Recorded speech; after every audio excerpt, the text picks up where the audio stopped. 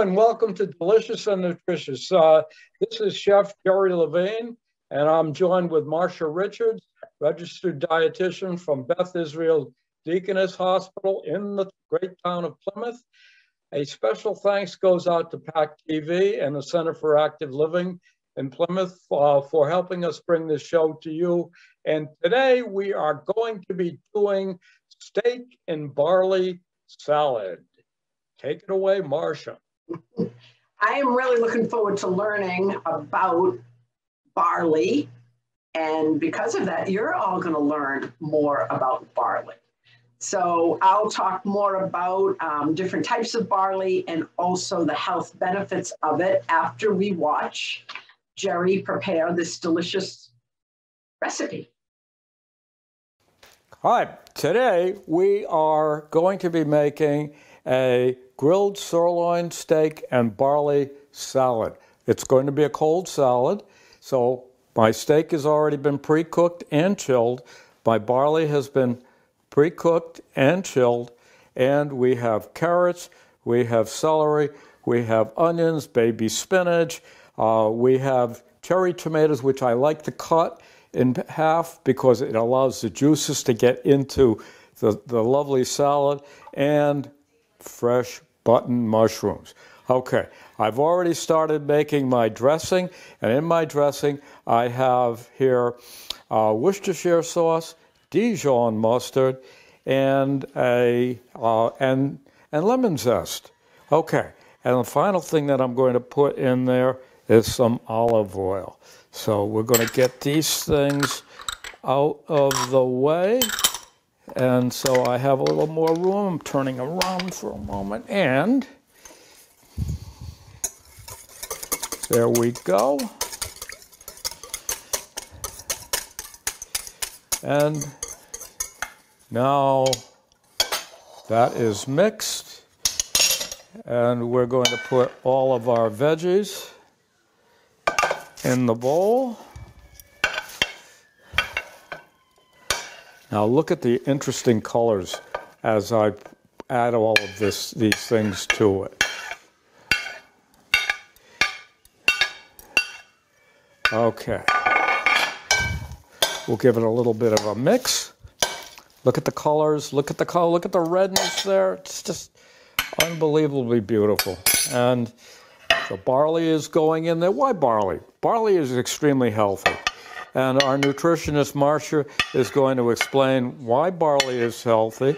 And that's why we're doing this. Because what we're trying to do is we're trying to make something that tastes good, looks good, but also has a really good nutritional profile. Okay. What do we need to do? We need to mix. So we're going to start mixing. And continue, and always go down to the bottom. Go down to the bottom, but you notice I'm doing this relatively gently. Go down to the bottom. There we go. We got it mixed. Now we take our dressing. Give it a little stir. Now, this dressing, because it's got some Dijon mustard in there, is going to be emulsified. And we put that in there like that. And we're done with this. And final thing is we mix again. And now we're starting to see something that is shiny. The shiny, of course, is from the dressing. But look at the colors. We've got the reds and the greens and the whites and the carrot color. And then we have the mushroom, and then we have pieces of steak like this here.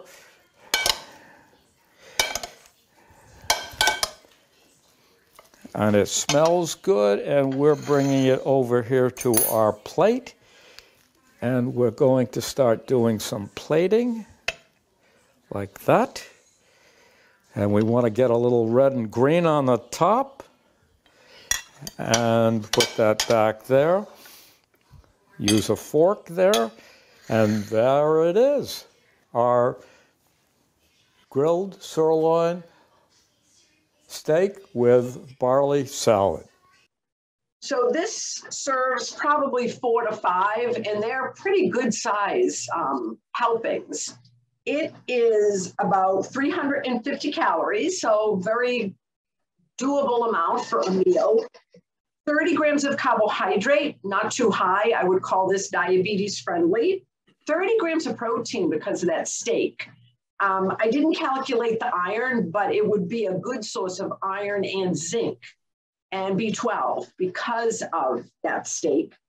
14 grams of fat, but only 3 of those grams are saturated fat. And saturated fat is the type of fat that we're trying to stay away from to protect our heart. Sodium comes in pretty low at 380 milligrams.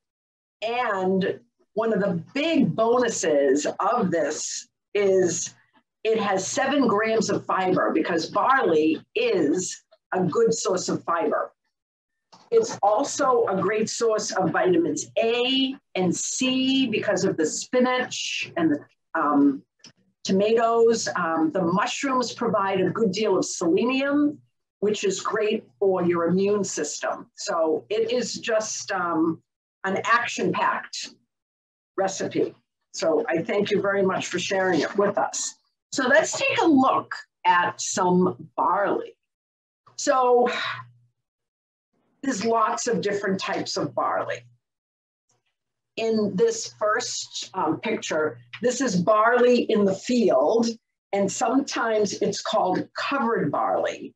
And that's called that because it has a tough, inedible hull or shell around the barley kernel. So that has to be removed in order for us to eat the barley. There's also another type of barley called naked barley. That also has a covering, but it's really loose and it typically falls off during harvesting. The next picture is hulled barley, or sometimes called dehulled barley. And hulled barley is the same as this covered barley, but it's been minimally processed to remove that tough, inedible outer shell. So that makes it edible pretty much. It's hard to remove this hull so that the bran stays intact, and the bran is what's important for the fiber content in barley. But what's really cool about barley is that the bran, or that fiber, stays consistent throughout the entire kernel, not just that outer shell, which is a little different than other types of whole grains. Next is our hull-less barley. And this type of barley has an outer hull that's very loosely attached to the kernel, and it typically falls off during harvesting. So this cuts down on processing to ensure that the germ and the bran are retained. You can also get barley grits, and barley grits are when the kernels are cut into several pieces, they become grits. If you do choose them, read your label carefully. Grits from hulled or hullless barley are whole grain, but grits created by cutting up pearl barley are not considered whole grain. But pearl barley will still have fiber because that fiber is consistent through the kernel. Barley flakes might remind you of oatmeal or rolled oats, and they're created the same way. The kernels are steamed, rolled, and then dried.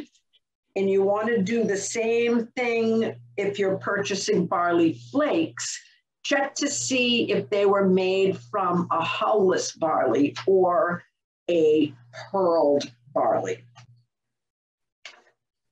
And barley flakes cook pretty fast. We've also got barley flour, and that can be used in baked goods as a thickener for soups and stews. It does contain gluten for anybody who is on a gluten-free or a gluten-controlled diet. Pearl barley. Down here, we've got 2 pictures. Pearl barley is not considered a whole grain.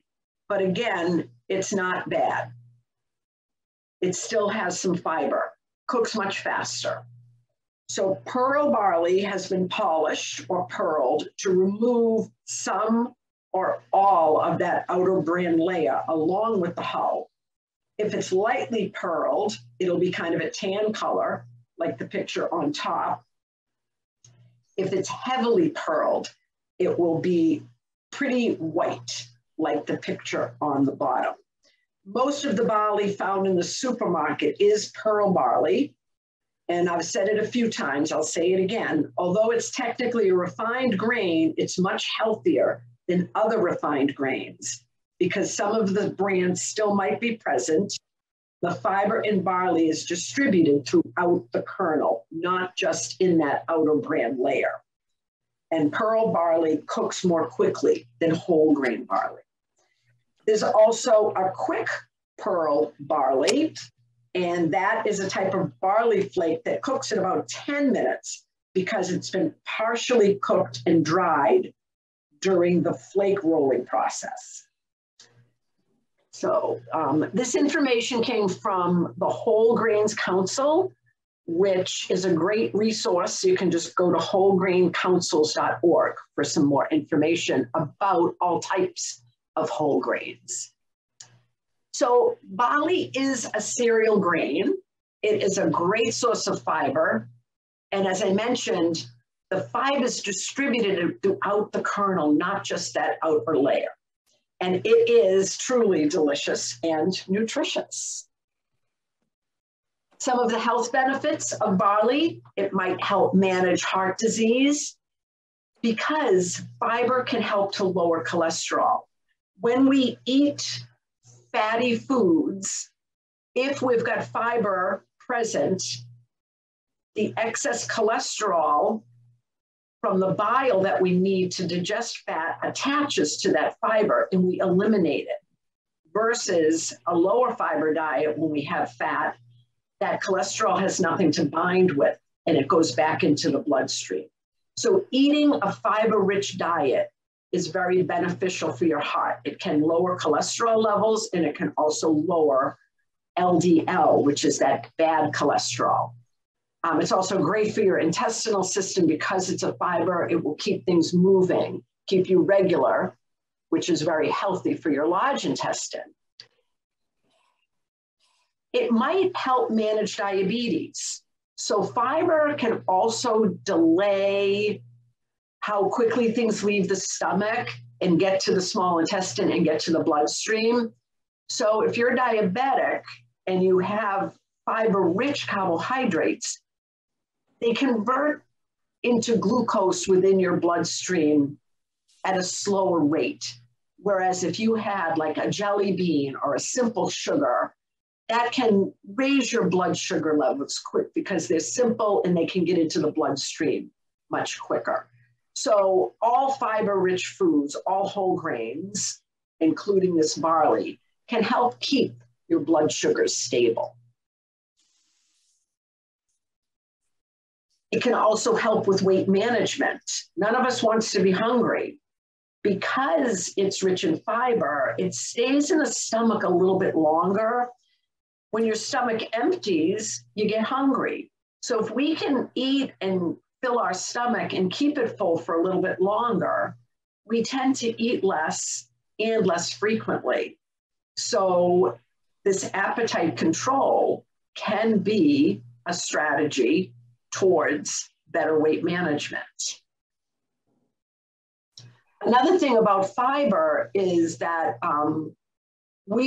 people who eat fiber-rich diets, fiber is not absorbable. It's eliminated in our intestinal system. So we don't absorb the calories from it.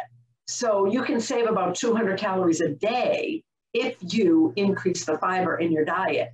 At the end of a week, that's 1,400 calories, which could be equivalent to about a half a pound of weight loss. So just increasing your fiber, making a couple of simple changes. Have barley in a soup instead of a plain white rice maybe, or have a whole grain cereal instead of a refined, have whole grain bread.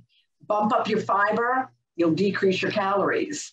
So it's a great strategy and you won't be hungry.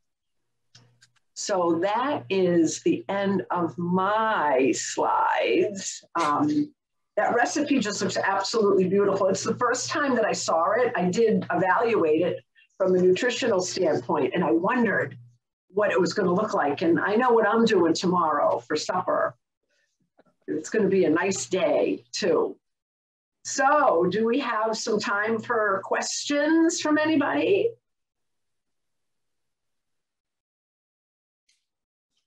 Marilyn. What kind of barley did he use? Oh, that was Ethel. Ethel is asking what type of barley you used in the recipe, Jerry. It is pearled barley. Pearled barley. Pearled. Yeah, Yes, pearl barley. It's the most common barley. Just go into the supermarket and pick up a bag of barley, and it's generally pearled. Yeah, and it's absolutely fine. As I said, if you get like the hulled, it might be more fiber, but the pearled barley is a good choice. Yes. Good choice. Thank you. Marilyn, you need to unmute. I have 3 questions for Jerry. 3. Oh, wow. Yes. Get ready, Jerry. First of all, why do you use an emulsifier? And you talked about it using an emulsifier in the salad dressing. First of all, what is an emulsifier and why did you use it? Okay, that's really a simple, 3 simple questions, and I'm going to answer it with one answer. An emulsifier is something that combines and keeps together the 2 components of a dressing, the fat part of it and the liquid part. And we'll talk about olive oil and we'll talk about balsamic vinegar. And what it does is it allows the oil and the vinegar to stay together so the salad does not separate. And that's called emulsification. Okay. And okay. Why did you use it? Because I like to see the dressing stay together.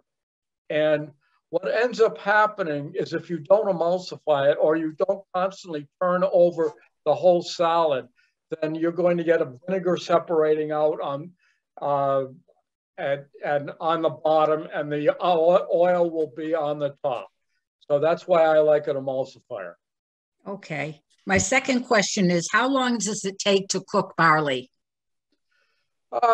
Usually about 35 minutes to 40 minutes in a simmering or rolling boil. Okay. Okay. And lastly, Marcia mentioned that barley is a cereal.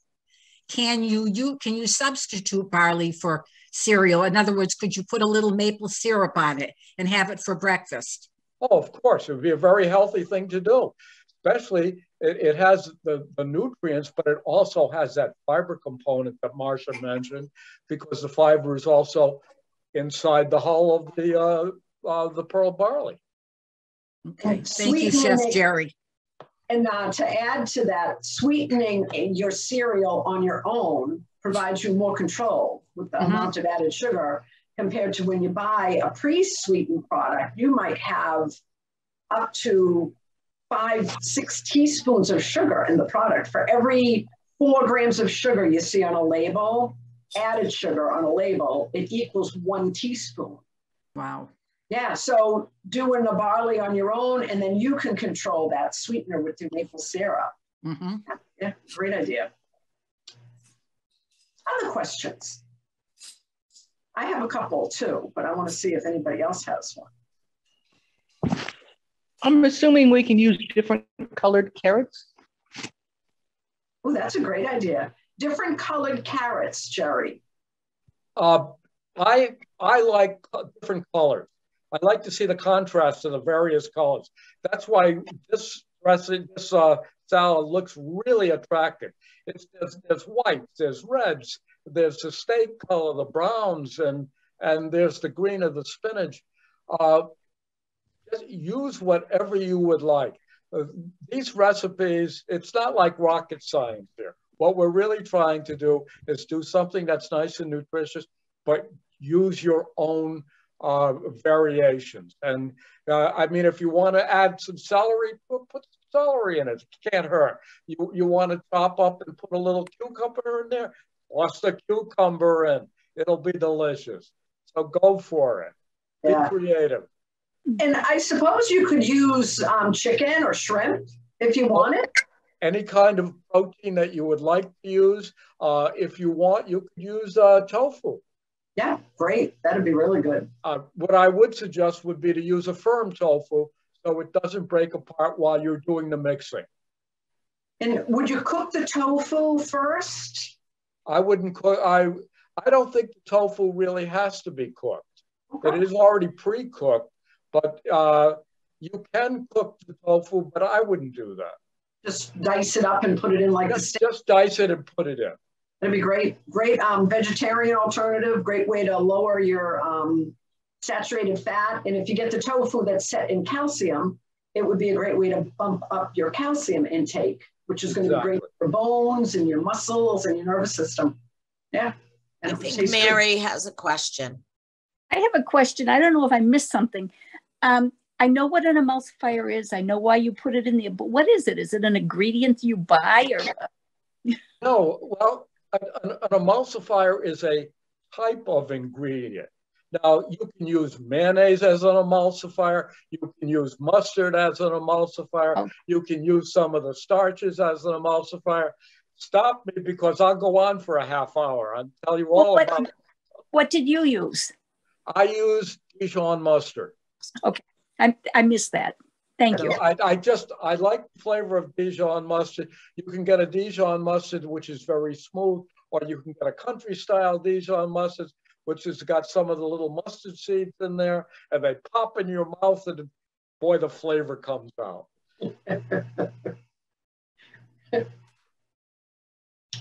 Other questions? So I have one comment, another thing. If you noticed the amount of dressing that Jerry used for that amount of salad was minimal. So that's another healthy aspect of this. And I think it would stay moist because of all the moisture in all of those vegetables that you used. So you wouldn't have to worry about it being dry because you've got a lot of water content from those vegetables that were used.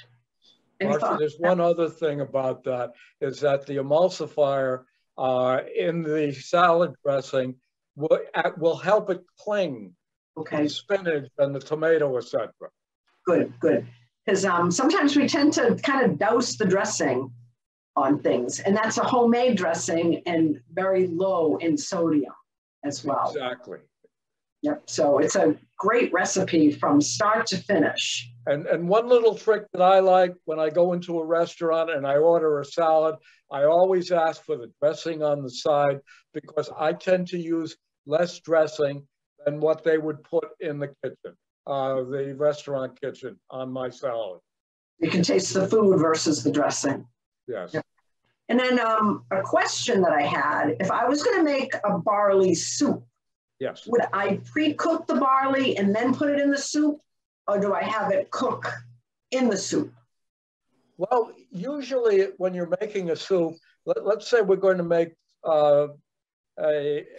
just a very simple soup with what I would do is that remember that the barley is going to take longer to cook than all the other vegetables. And the key really is it depends upon the texture that you might want in the vegetable. So if you overcook the vegetable, then it becomes very soft. If you undercook it, it's like a rock. But the point is that you have to figure that out. What I would say is if you're going to make a simple soup like a vegetable barley soup, is that you start cooking the barley, and about halfway through the cooking process of the barley, and remember I said 35 to 40 minutes for cooking of the barley, then you can add the vegetables to them. Okay. I mean, if you're concerned about that you'll overcook the vegetables, you can always cook the barley to completion, so it is completely cooked, and then add that after you've cooked all the rest of the soup. Just add the barley in there and heat it up, and it's done. Now, does it freeze well? If I cook some extra barley and I don't need it, can I wrap it up good and tight and put it in my freezer? You can put it in the freezer; it'll freeze well. Freeze well. Okay, excellent. You know, and you can also take barley that you haven't used in the soup, put it in the refrigerator, and then take it out and add a little soy sauce to it, and have it as a side for something else. Yeah. So what are your thoughts? Raise of hands, or anybody going to try barley? I am. I do love barley, but I don't always cook it. I think because of that time factor. So I think next time I might cook some extra and put it in the freezer so I can do something quick. But I'm going to make that barley salad this weekend. So it's I got to wrap it up now. We've reached the end of yet another wonderful segment. We are going to do a garlicky shrimp appetizer in June. So please join us for that. As always, I'm Marcia Richards, and I'm with Jerry Levine, and we cannot thank you enough for joining us. Our thanks go out to Plymouth Center for Active Living and PAC TV, and also BID-Plymouth for supporting Delicious and Nutritious. Everybody have a great day.